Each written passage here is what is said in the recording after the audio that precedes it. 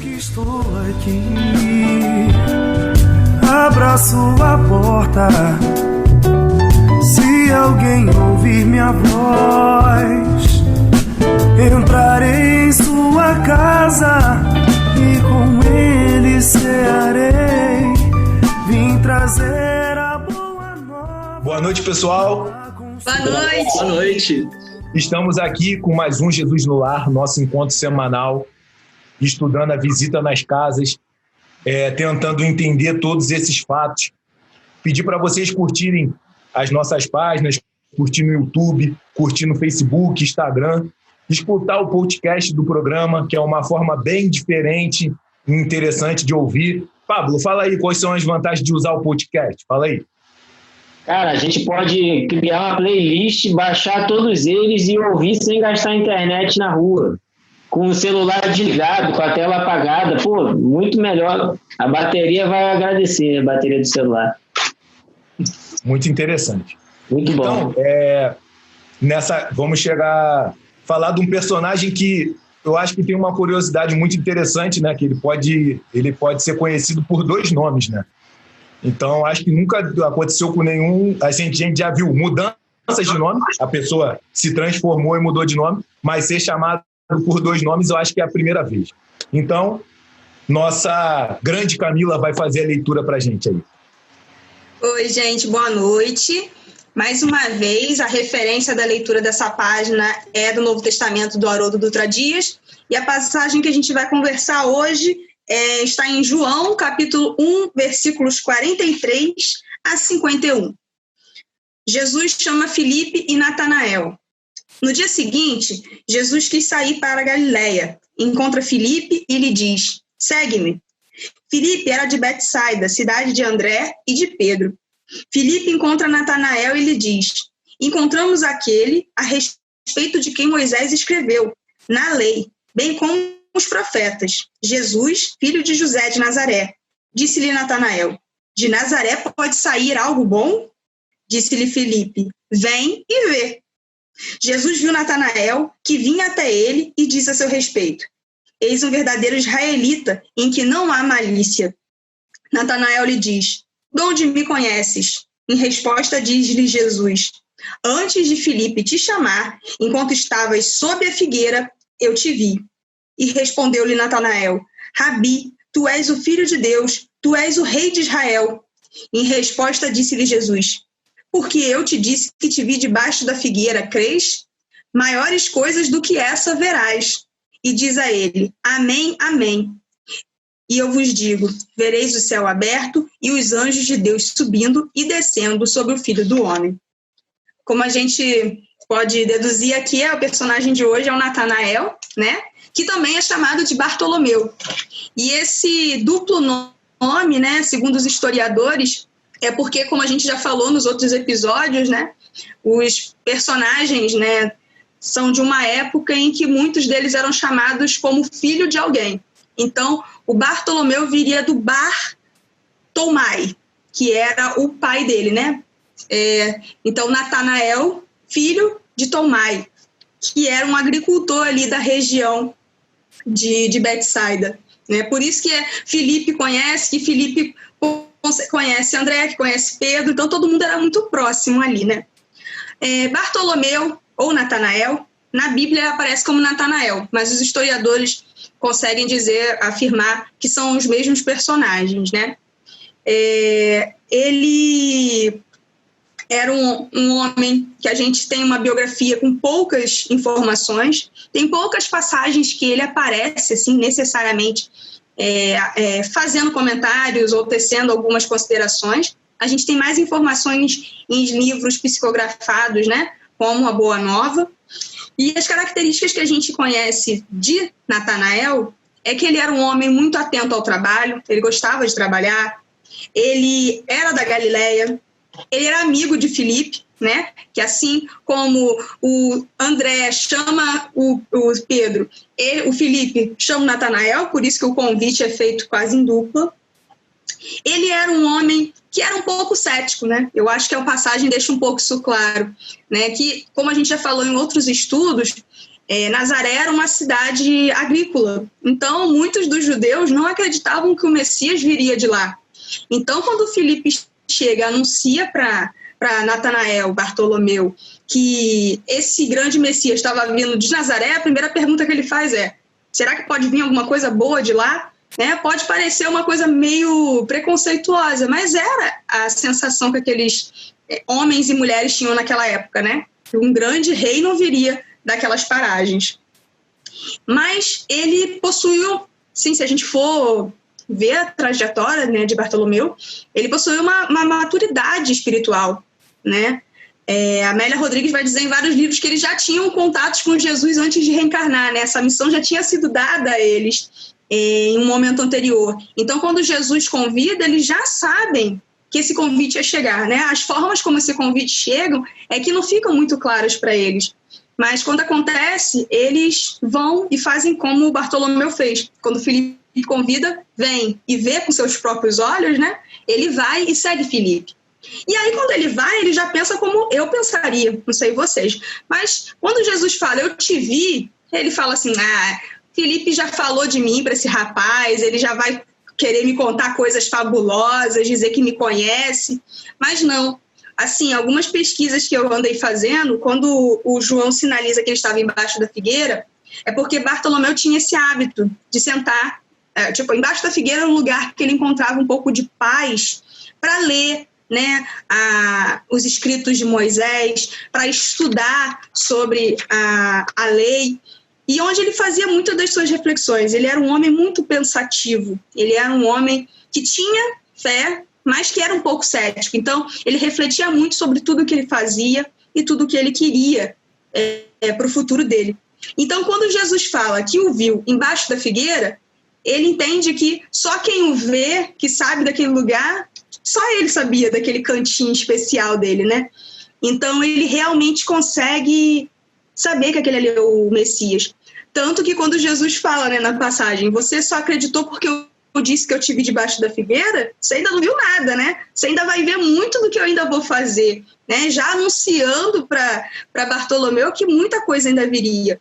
Mas eu acho que naquele momento, quando Jesus fala que o viu debaixo da figueira, eu acho que o Bartolomeu sente aquela questão de, poxa, eu fui compreendido, alguém prestou atenção em mim, né? Essa sensação de esperança renovada, de saber que aquele ali é o Messias que ele tanto esperava, a confiança, né, nesse sentido. E outra característica também de Bartolomeu, que também passa nessa mensagem, é que quando Jesus vê Natanael pela primeira vez, ele fala, eis um verdadeiro israelita, em que não há malícia. Então, uma característica que Jesus já ressalta é que ele era um homem muito honesto, né? Ele falava o que vinha à cabeça, né? Ele pensou, ele falou. Mas isso mostra como ele não tinha essa questão de ser polido na frente de um e na frente de outros. Ele realmente era sincero e honesto com aquilo que ele acreditava. Como a gente pôde ver em algumas referências, entre elas a Boa Nova, ele era um homem que, como qualquer homem daquela época, que tinha suas tendências políticas, era muito inconformado com a situação material em que eles viviam, né? Porque que uns têm, outros não têm, né? E a gente vai ver isso ao longo do estudo.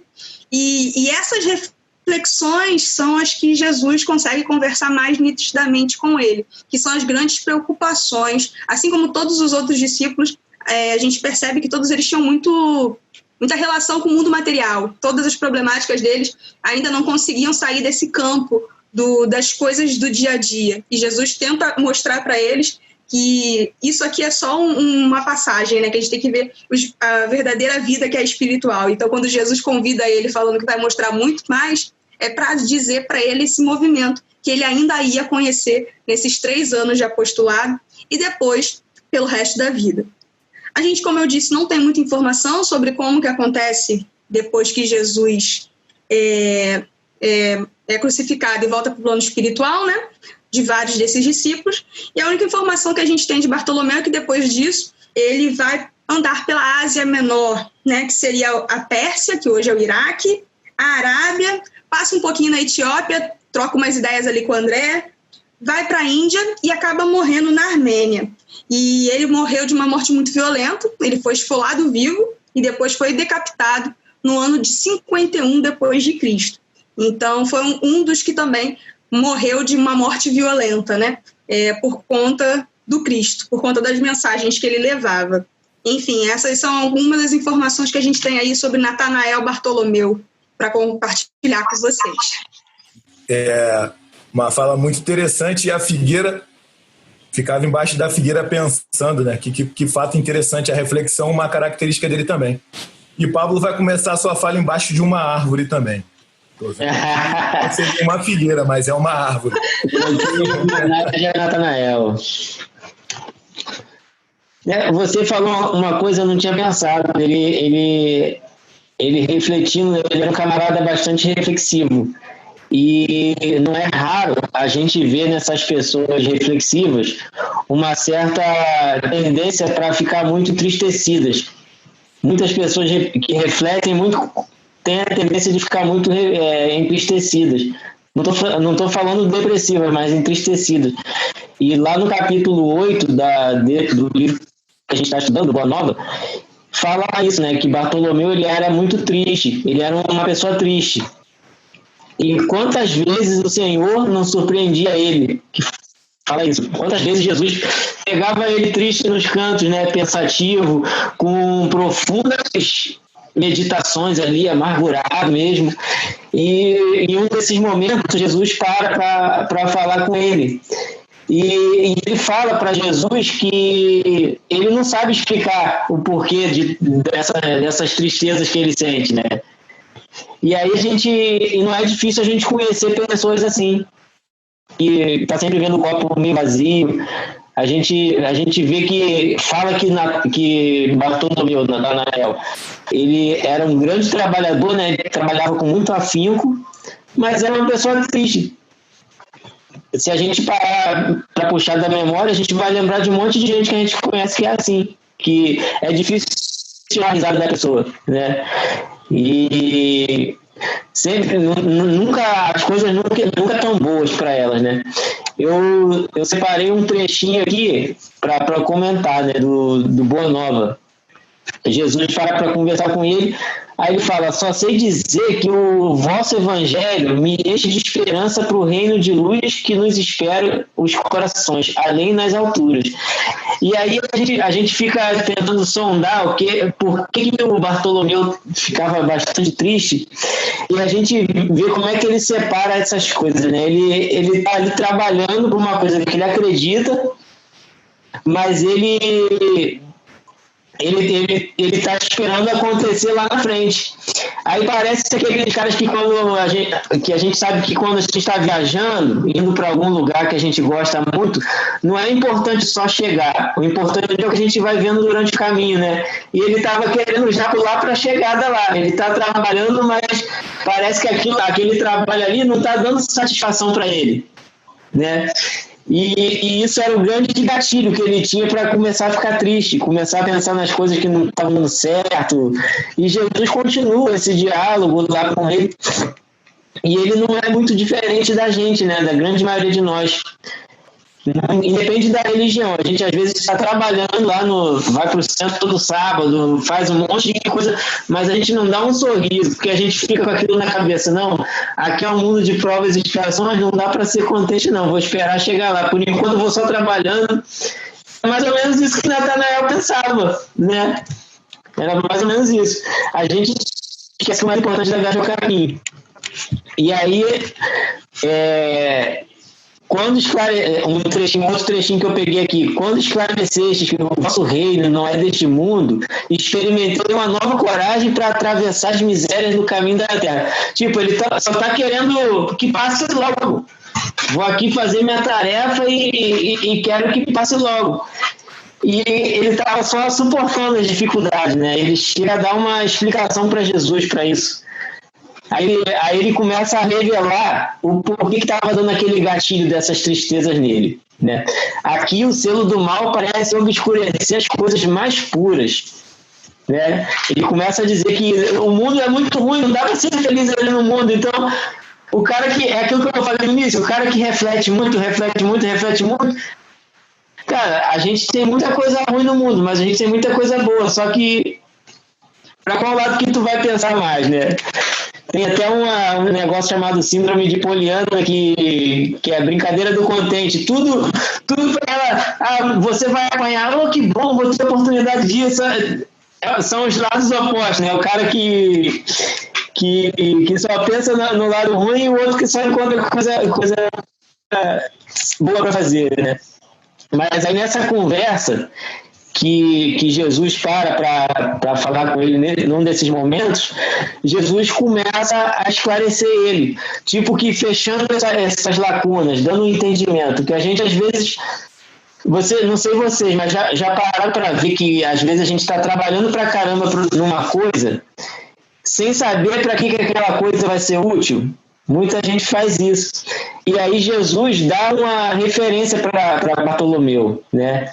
E ele fala assim para Bartolomeu: fazes bem, conservando a tua esperança em face dos novos ensinamentos, mas não quero senão acender o bom ânimo no espírito dos meus discípulos.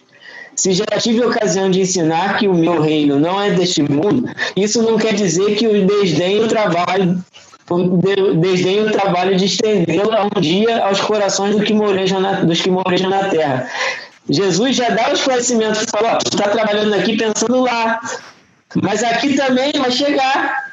Então, você está trabalhando para isso. Aí isso abre a mente de Bartolomeu, né? Que ele começa a mudar o que ele estava pensando. Então, ele, lá para o final da conversa, a gente pensa assim, quando a gente coloca o nosso eu acima do que realmente devia ser feito, acima do que... Assim, a gente se torna triste. É isso que Jesus vai conversando ali com Bartolomeu.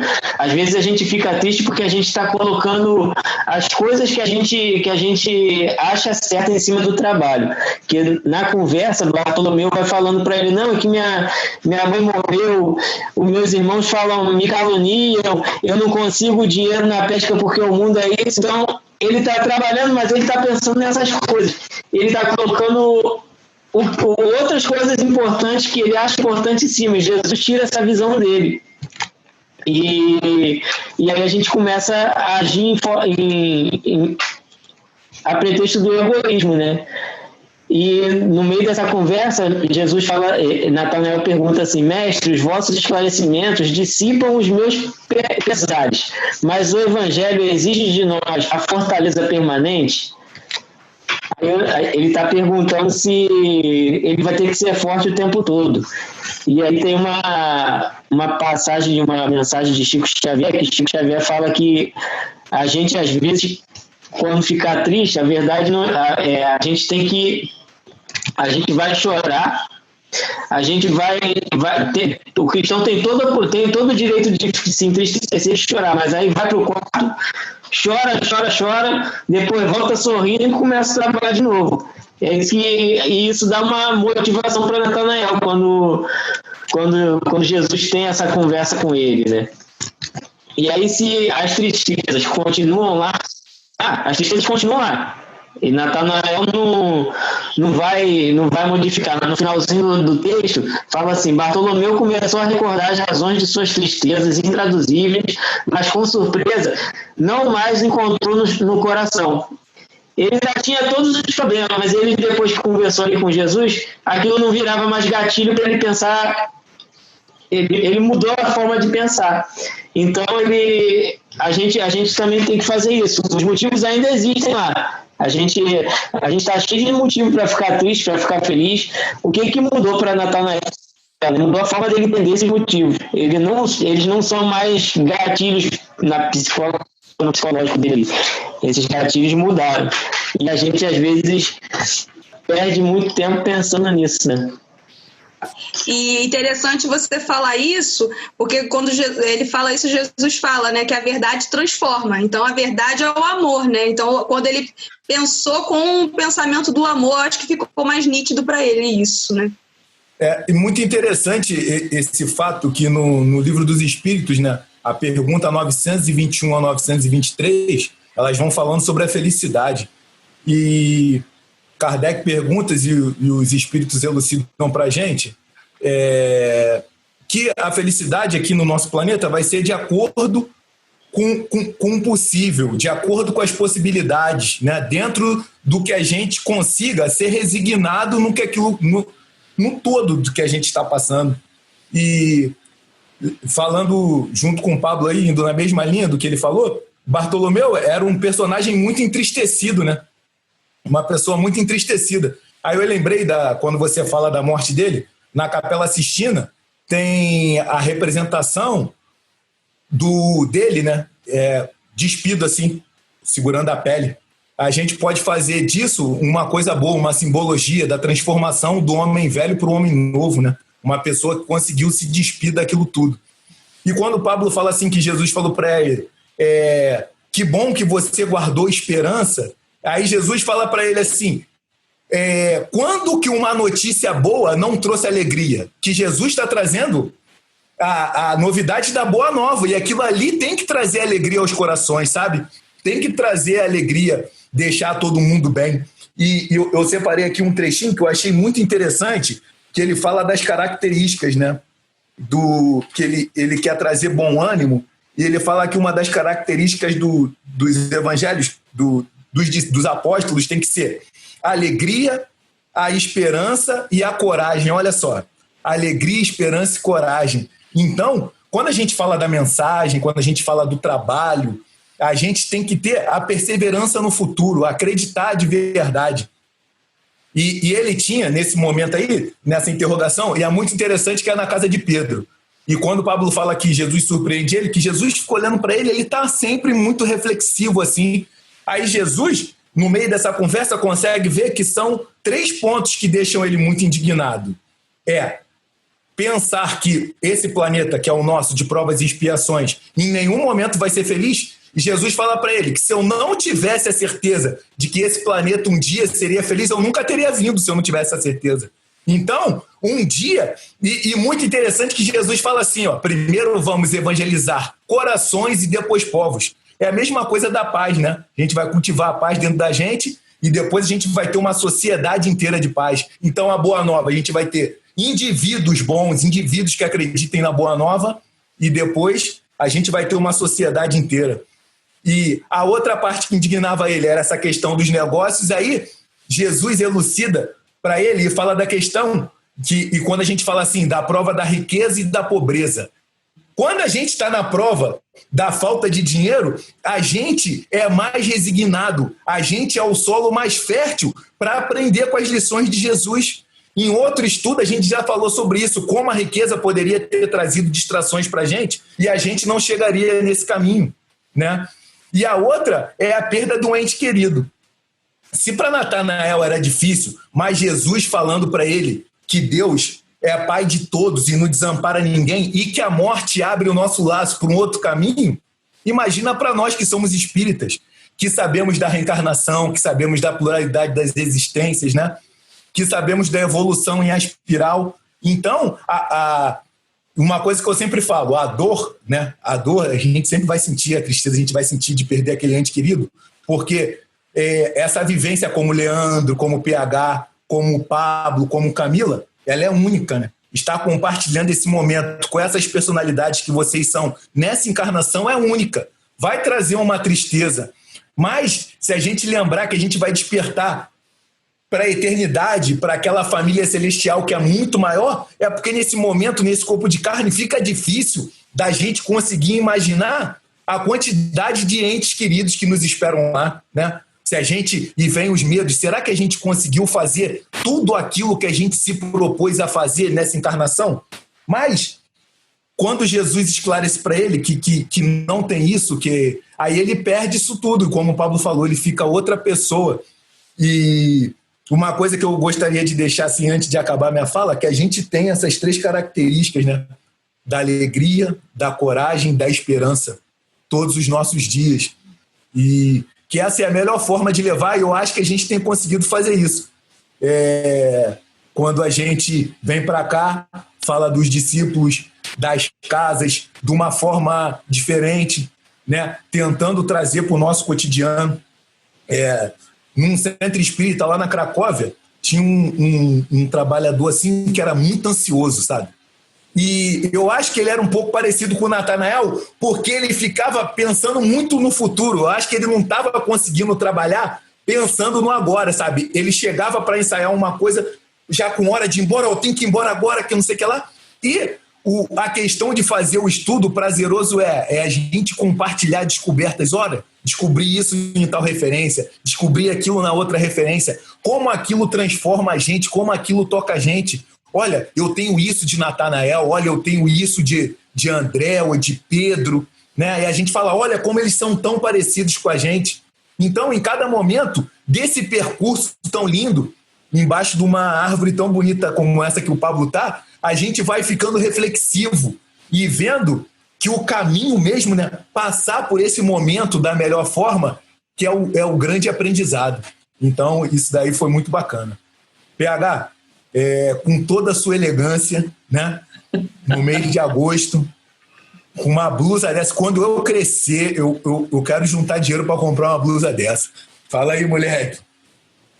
Então, é interessante a gente perceber que, apesar de todas as questões que envolviam a vida de Bartolomeu, né, Natanael, eram questões complicadas e questões que envolvem até, inclusive, a nós mesmos, né? São questionamentos que a gente faz. A perda de um ente querido muito próximo, né? A falta de recursos financeiros e sermos enganados, né, dentro dos nossos próprios negócios e acabar não conseguindo nem o necessário para o pão de cada dia. Bartolomeu, ele também não era muito querido pelos seus familiares. Isso não significava que ele era uma pessoa ruim, não é? Os irmãos não gostavam dele, o próprio pai não gostava dele, o próprio pai tinha certo desprezo por ele. Então imaginem, essa figura deveria ser realmente melancólica, mas isso não, esses pontos, eles não eram o motivo principal da melancolia dele, né? Ele já sentia algo dentro do seu íntimo de desejar algo maior. Ele provavelmente, no sentido espiritual do termo, ele percebia que algo grandioso viria, não é? Só que ele desejava tanto essa felicidade e espelhava essa felicidade para o futuro que ele não vivia o presente. Então, o presente dele, na verdade, era um presente de inércia por conta da melancolia. E Jesus percebia isso. E como vocês comentaram, conforme Jesus vai tendo esse diálogo com Bartolomeu, ele vai despertando, não é? Ele vai percebendo que, na verdade, o que precisa ser dado não são as situações que envolvem a vida dele, não são as problemáticas, porque problemáticas todos nós temos. O que precisa ser mudado é a postura. O que precisa ser mudado é o pensamento que ele tem sobre as problemáticas que ele vivencia. E aí a gente percebe uma mudança em Bartolomeu, segundo a descrição do livro Boa Nova, do Humberto de Campos, né?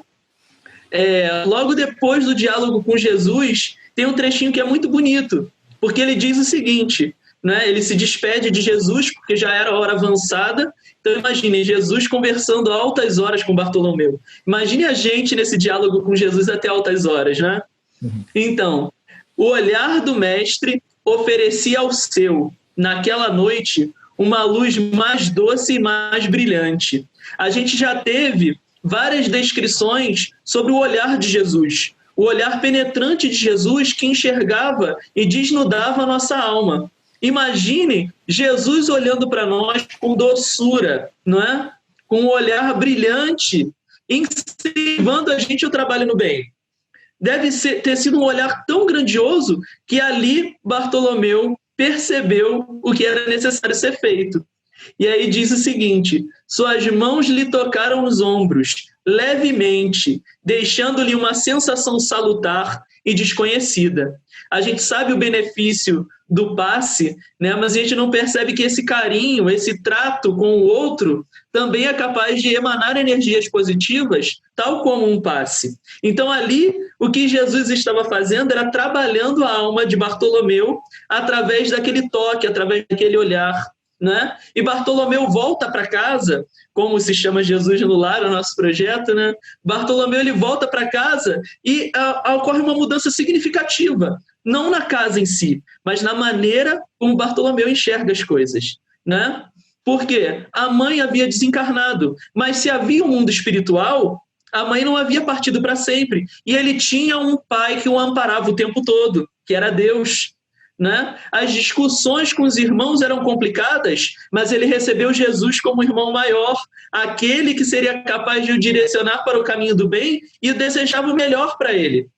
Se havia avareza, né, nos negociantes de Betsaida e de Cafarnaum, na hora de vender os seus peixes, o que é isso comparado à luz do reino de Deus? Que ele já estava trabalhando não para edificar no futuro, mas para edificar agora, no seu coração.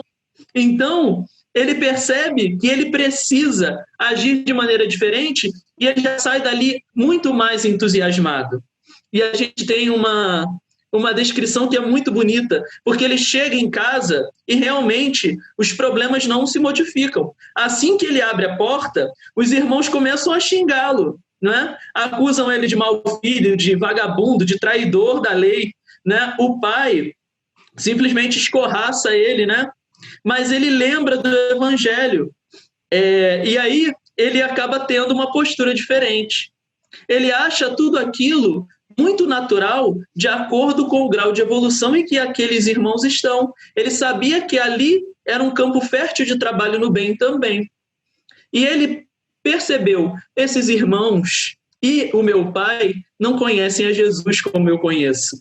Então ele percebe a dádiva grandiosa que é estar ao lado do Cristo, né? E aí ele toma as suas redes velhas e se demanda na barca. E ali, junto dos companheiros, ele já começa a falar de Jesus e começa a falar sobre a Boa Nova. Então, há um espírito de boas palavras, cativantes, edificantes. Você recebe, né, você percebe uma injeção de positividade. E aí logo depois a gente vai ter a descrição de Jesus falando sobre o reino dos céus, falando uma parábola já bastante conhecida e que já foi comentada pela gente, né? O reino dos céus é semelhante a um tesouro que, oculto no campo, foi achado escondido por um homem que, movido de gozo, vendeu tudo o que possuía e comprou aquele campo. E quando Jesus fala isso, ele olha de novo, de maneira positiva para Natanael, para Bartolomeu, como se dissesse para ele: veja, você reconheceu que o reino dos céus tem que nascer primeiro dentro de nós. E você já começou a fazer com que esse reino floresça no seu coração. A partir de agora, o que a gente precisa é contagiar outros irmãos, para que o reino de Deus seja implantado aos pouquinhos. Primeiro no coração dos semelhantes, depois as nações. E isso é grandioso, né? Extraordinária as palavras de Jesus. Extraordinária a maneira como Jesus lidou com cada discípulo, com cada apóstolo. Reconhecendo as dificuldades, mas percebendo as potencialidades.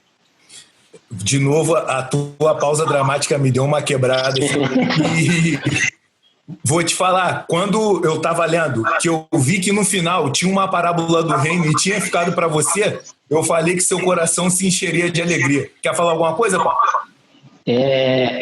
Quando o PH falou, eu estava lembrando aqui que a palavra motivar vem de mover, né? E motivação é a ação de mover. E só a própria pessoa que pode fazer isso. Ninguém motiva ninguém. Jesus influenciou, ali explicou Natanael, mas Jesus em nenhum momento falou: vem, tu tem que fazer. As escolhas foram feitas por Natanael. Ele escolheu.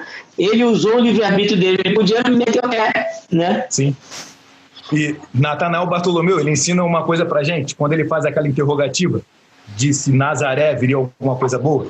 Tem dois ensinamentos aí, que Jesus surpreende a gente, né? Vem melhores coisas de onde a gente nunca imagina.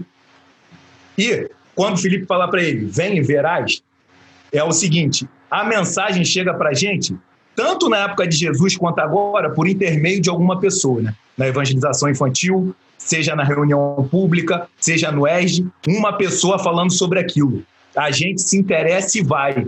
Aí, o que acontece com a gente começa a estudar e tem a experiência da transformação. Foi o que aconteceu com Natanael. Ele ouve, ele vai ver, e quando ele começa a conviver com Jesus e aprende isso tudo, ele tem a experiência de se transformar. Aí a ilustração da Capela Sistina, daquela pessoa se transformando. Então, foram 2 ensinamentos muito bacanas que ficaram da casa de Pedro, desse personagem, e que a gente possa viver essa experiência com Jesus toda semana. Pedir novamente para vocês curtirem as nossas páginas no YouTube, Facebook, Instagram, baixar o podcast para ouvir novamente, ouvir outras casas que vocês não ouviram, e espero que vocês tenham uma semana bastante abençoada. Até a próxima casa, pessoal. Fiquem com Deus. Tchauzinho, gente. Fiquem com Deus. Até a próxima. Pois quem disser meu nome, pois quem agir em meu nome, pois quem